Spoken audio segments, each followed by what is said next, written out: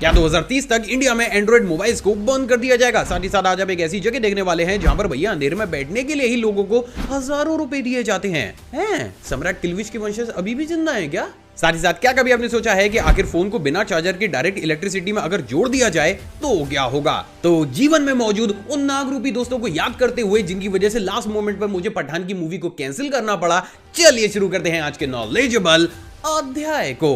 राजा राजा राजा करे जमे समाजा उठा लतनी कोरा भेटाई खूबे मजा।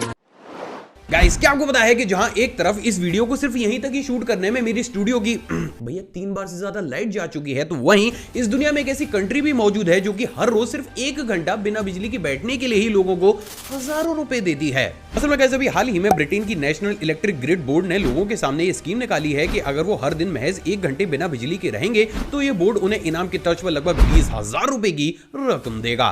और ऐसे सिर्फ इसलिए दोस्तों क्योंकि ब्रिटेन की गवर्नमेंट वहां के लोगों को बिना इलेक्ट्रिसिटी के रहने की आदत डलवा सके। मतलब भैया देख रहे हो, इस चीज की भी वहां पर आदत डलवानी पड़ रही है। और भैया मैं जिस एरिया में रह रहा हूं, अगर 24 घंटे लगातार वहां पर बिजली आ जाए तो ससुर बिजली घर वाले बावले हुए इधर उधर घूमते कि कैसे काटे, कहां काटे, किधर काटे बिजली। गाइस, क्या आपको पता है कि यूपी के बच्चे ना लगाएं अकल, करने में नकल, इसलिए यूपी गवर्नमेंट ने एक ऐसी स्कीम निकाली है जिसके तहत अगर आपने कर दी एग्जाम में नकल तो भैया आपको कर दिया जाएगा आपकी ही संपत्ति से बेदखल। तो मेरे प्यारे गुलगुलो, इस बार अब जो जूतों के अंदर तुम भरे रखते हो ना, रखना बंद कर दो। क्योंकि जूतों के अंदर भरे तो तुम रख लोगे, लेकिन बाद में जूता किस प्रॉपर्टी में जाके रखोगे? क्योंकि जब तो जो हो जाएगी तुम्हारी। असल में गाइस, अभी हाल ही में यूपी गवर्नमेंट ने हाई स्कूल और इंटर के एग्जाम्स के नियम और भी ज्यादा सख्त कर दिए हैं, जिसके चलते हुए अगर कोई भी स्टूडेंट किसी भी क्लास में नकल करते हुए पकड़ा जाता है तो उस पर NA लगा दिया जाएगा और उसके साथ साथ क्लास टीचर और यहां तक कि प्रिंसिपल की भी पूरी संपत्ति को जब्त कर लिया जाएगा। मतलब भैया योगी जी आजकल अलग ही लेवल के स्वैग में चल रहे हैं। नहीं मतलब बहुत अच्छा लो है यार, फॉर श्योर। वैसे आप जो एग्जाम देने वाले हो किस बोर्ड से देने वाले हैं नीचे कमेंट करके जरूर बताइएगा। और अगर आप यूपी बोर्ड से एग्जाम नहीं देने वाले हो तो यूपी बोर्ड के बच्चों को छेड़ने की जरूरत नहीं है कमेंट सेक्शन में। वैसे परेशान है वो आजकल, फर्रे कहां घुसेड़ेंगे बेचारे।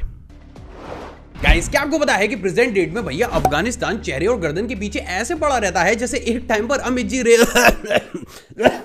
अरे भैया आजकल कफ ज्यादा हो रहा है, मुझे मरवाओगे क्या? क्या क्या लिख रहे हो स्क्रिप्ट में? असल में गाइस, बहुत ही कम लोगों को ये मालूम होगा, लेकिन तालिबान के एक नए नियम के अनुसार उनकी कंट्री के अंदर जितने भी कपड़े के शोरूम मौजूद हैं उनमें मौजूद पुतलों के फेस को या तो शॉप ऑनर को पूरे ही तरीके से कवर करके रखना पड़ेगा या फिर उन्हें कटाना पड़ेगा। मतलब यार गर्दन को लेकर ऐसा कौन सा ऑब्सेशन है भाई तुम लोगों में? हबीबी, हमें तो तेरी गर्दन भी बहुत चिकनी लगती है। भाईजान, मेरे कौवे जैसी गर्दन ले जाके क्या करोगे? और मेरी बातों को आप इतना सीरियस क्यों लेते हो? मेरी बातों को मेरी जनता सीरियस नहीं लेती, वरना इस चैनल पर अभी तक 2 मिलियन हो चुके होते। गाइस, ये वाला फैक्ट आपको थोड़ा सा विचलित कर सकता है क्योंकि हमारे पड़ोसी देश ने एक बार फिर से कुछ ऐसा कर दिया है जो उसे नहीं करना चाहिए था। हैशटैग ये ससुरा ना सुधर सकता। असल में गाइस, बहुत ही कम लोगों को ये मालूम होगा, लेकिन दुनिया भर के बड़े बड़े देशों के मना करने के बावजूद भी चाइना मैग्नेटिक रोबोट के कॉन्सेप्ट के ऊपर ना सिर्फ काम कर रहा है बल्कि भैया उसने इसका पहला प्रोटोटाइप भी बनाकर तैयार कर लिया है। असल में गाइस, ये एक तरीके की ऐसी टेक्नोलॉजी होती है जिसमें एक रोबोट अपनी शेप को चेंज करके खुद को सॉलिड या फिर लिक्विड या फिर किसी भी फॉर्म में कन्वर्ट कर सकता है, जिसके चलते हुए इन रोबोट्स को किसी भी जगह पर लॉक करना या फिर कैद करना नेक्स्ट टू इम्पॉसिबल है। और यही वो सबसे बड़ा कारण है जिसके चलते हुए ये टेक्नोलॉजी ना सिर्फ चाइना के लिए बल्कि पूरी दुनिया के लिए एक बहुत बड़ा खतरा भी है। गाइस, जब भी हमारे घर में कोई भी मेहमान आता है तो या तो हम उसका स्वागत भाई की तरह स्वैग से नाक पहुंचकर करते हैं या फिर उसके सामने 56 भोग लगाकर। लेकिन भैया मेहमानों का स्वागत उन्हें सूंघकर कौन करता है यार? असल में गाइस, बहुत ही कम लोगों को ये मालूम होगा, लेकिन ग्रीनलैंड के ट्रेडिशन के अनुसार अगर आपके घर में कोई भी रेस्पेक्टेड मेहमान आता है तो आप उसका स्वागत हाथ मिलाकर या फिर हाथ जोड़कर नहीं बल्कि उसे सूंघकर करते हैं, क्योंकि माना ऐसा जाता है कि अगर वो मेहमान खुशबू से महक रहा हो तो वो आपके घर में प्रॉस्पेरिटी को लेकर आता है, लेकिन वहीं अगर उसकी बॉडी से किसी भी प्रकार की कोई स्मेल आती है तो वो मेहमान आपके घर में एंट्री लेते ही नेगेटिव वाइब्स को ले आता है। गाइस, अभी तक तो आपने तुम मुझे खून दो मैं तुम्हें आजादी दूंगा के बारे में तो जरूर सुना होगा, लेकिन तुम मुझे खून दो मैं तुम्हें पेंटिंग दूंगा, अबे ये बीच में कहां से आ गया? असल में गाइस, बहुत ही कम लोगों को ये मालूम होगा, लेकिन आज से कुछ समय पहले तमिलनाडु में ब्लड पेंटिंग ट्रेंड बहुत बड़े स्केल पर चल रहा था, जिसमें लोग अपने ही ब्लड को निकलवाकर आर्टिस्ट को देते थे और वो आर्टिस्ट उसी ब्लड से उनके लव वंस की पेंटिंग्स को बनाता था। असल में गाइस, इन लोगों का कुछ ऐसा मानना था कि अगर ये लोग इन तरीके की पेंटिंग्स को बनाते हैं तो ये एक तरीके से उन लोगों को रेस्पेक्ट या फिर श्रद्धांजलि देने का एक बेहद ही ऑसम सा तरीका है। लेकिन जैसे ये चीज तमिलनाडु में बहुत बड़े स्केल पर होने लगी तो भैया वहां के हेल्थ मिनिस्टर को खुद लोगों के सामने आकर उन्हें समझाना पड़ा कि युवाओं, वैसे ही आप टिकटॉक और रील देखकर अपनी टांगे मोड़ जैसी कर चुके हो, आप क्या खून चुसवाकर अपनी टांगे सारस जैसी करनी है तुम लोगों को? नहीं मतलब एग्जैक्टली उन्होंने ऐसा नहीं बोला था, बट शायद उनकी सोच ऐसी रही होगी, उन्होंने तो सीधा से इसको बैन कर दिया। मुझे नहीं पता मैं कवर इसको क्यों कर रहा हूँ, बस मुझे डर है कि मुझे नोटिस ना मिल जाए। मिनिस्टर साहब, बस मैं आपके शब्द रख रहा हूँ मिनिस्टर साहब, और कुछ नहीं है। मतलब अच्छा लगेगा कि एक चैनल जिसके 2 मिलियन भी नहीं है उससे पहले उस पर नोटिस आ जाए। गाइस, क्या आपको बताया कि अभी हाल ही में कांगो में खोजी गई है एक ऐसी रॉक जिसके कारनामे सुनकर आप भी हो जाएंगे शॉक, क्योंकि भैया बिजली जो निकाल रही है अपने अंदर से। असल में गाइस, अभी हाल ही में सोशल मीडिया पर ये वीडियो बहुत बड़े स्केल पर वायरल हो रही है, जिसमें ये शख्स कुछ इस तरीके से एक स्टोन से ही इलेक्ट्रिक बल्ब को जलाकर दिखा रहा है। हालांकि एग्जैक्टली ऐसा होना काफी ज्यादा मुश्किल है, क्योंकि भैया कोई भी स्टोन या फिर रॉक इलेक्ट्रिसिटी को कंडक्ट तो कर सकती है, लेकिन वो अपने अंदर कभी भी उसे स्टोर नहीं कर सकती। #Basic science. लेकिन बावजूद इसके सोशल मीडिया तो छोड़िए, हमारे देश की मेन स्ट्रीम मीडिया ने भी लोगों के सामने इसको रहस्यमय और तिलस्मी पत्थर बनाकर ऐसे पेश कर दिया हो कि जैसे भैया ये रॉक कांगो में नहीं बल्कि थॉर के प्लेनेट से लाई गई हो।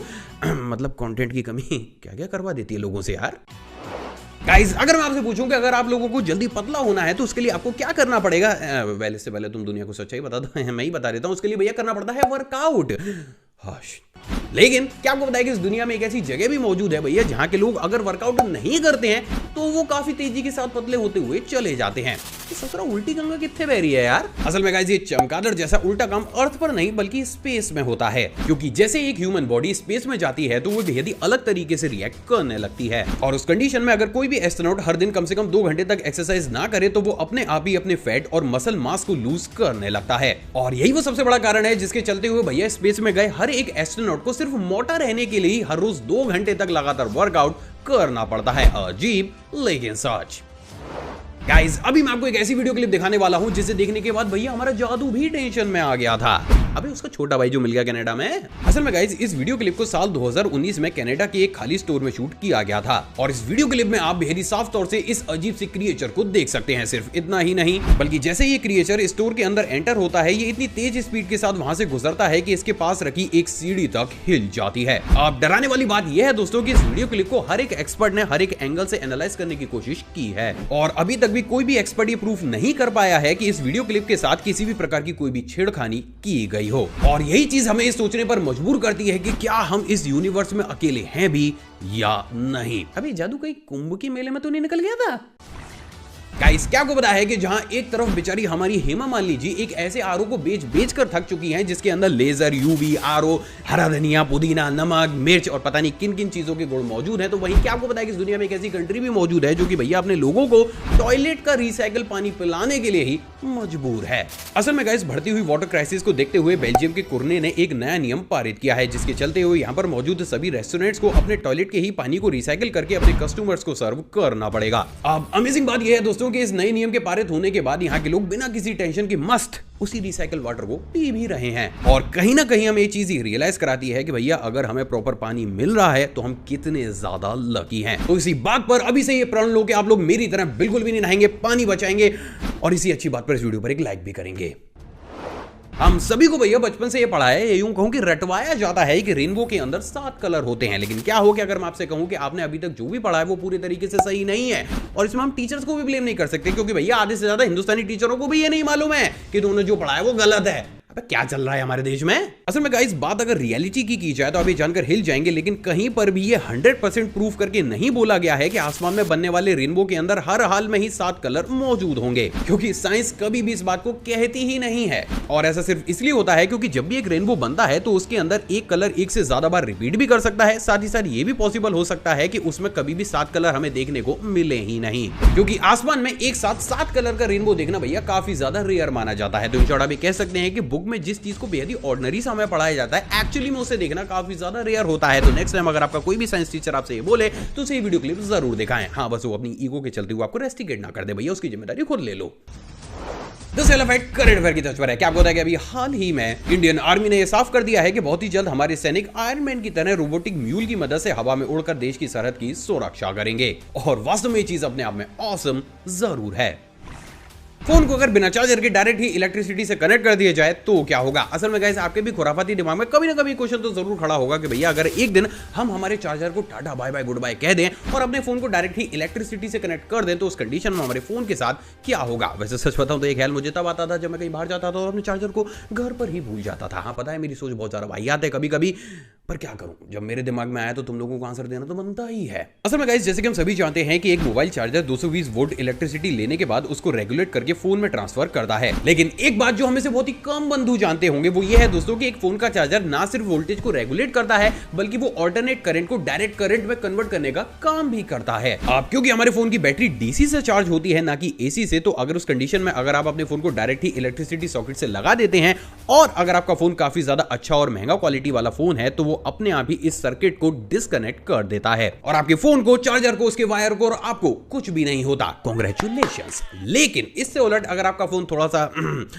लो बजट वाला है तो कभी कभी कुछ कंपनीज कॉस्ट कटिंग करने के लिए अपने फोन के अंदर से उस डिवाइस को निकाल देती हैं जो कि इस कंडीशन में सर्किट को ब्रेक करता है। और बाई चांस अगर ये सर्किट ब्रेकर आपके फोन में नहीं है और अगर आप अपने दिमाग की कीड़ों की खुजली को मिटाने के लिए अगर बाई चांस ये काम कर देते हैं तो बच्चा लोगों उस कंडीशन में 3 चीजें फटेंगी। पहला चार्जर, दूसरा फोन और तीसरा आपके पिताश्री की पॉकेट।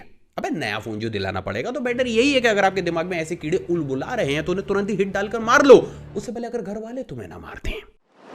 क्या 2030 तक इंडिया में एंड्रॉइड फोन को बंद कर दिया जाएगा? असल में गाइस, भले ये चीज अभी आपको काफी ज्यादा अजीब लग रही हो लेकिन आप ये जानकर हिल जाएंगे, लेकिन हमारे देश ने ऑलरेडी इसके ऊपर काम करना भी शुरू कर दिया है। तो भैया आखिर में सवाल तो जरूर उठता है कि आखिर अचानक से ऐसा क्या हो गया जिसके चलते हुए इंडिया गूगल को tata bye bye goodbye करने का प्लान बना रहा है। असल में गाइस, इस ऊंच नीच के पापड़े इस कहानी की शुरुआत होती है साल 2022 में, जब कॉम्पिटिशन कमीशन ऑफ इंडिया ने गूगल के ऊपर 1300 करोड़ रुपए का फाइन ठोक दिया, क्योंकि इस कमीशन को ऐसा लग रहा था कि गूगल मार्केट में बने रहने के लिए बाइज्ड तरीके से काम कर रहा है और वो अपनी राइवल कंपनीज की एप्स को अपने प्ले स्टोर से बिना वार्न करे ही उन्हें हटा देता है या फिर उनकी सर्च रैंकिंग को नीचे कर देता है, जिसके चलते हुए इनडायरेक्ट तरीके से गूगल का राज इंडियन मार्केट के ऊपर चल रहा था। अब इंटरेस्टिंग बात यह है दोस्तों कि जहां एक तरफ गूगल ने साफ तौर से इंडिया को ये फाइन देने से मना कर दिया है, तो वहीं दूसरी तरफ उसने 14 जनवरी साल 2023 को इंडिया को बोल्डली ये कहा है कि अगर उसने इंडिया के अंदर अपने iOS सिस्टम को हटा लिया तो इंडियन मार्केट से या तो फोन बिकने ही बंद हो जाएंगे या फिर वो काफी ज्यादा महंगे हो जाएंगे।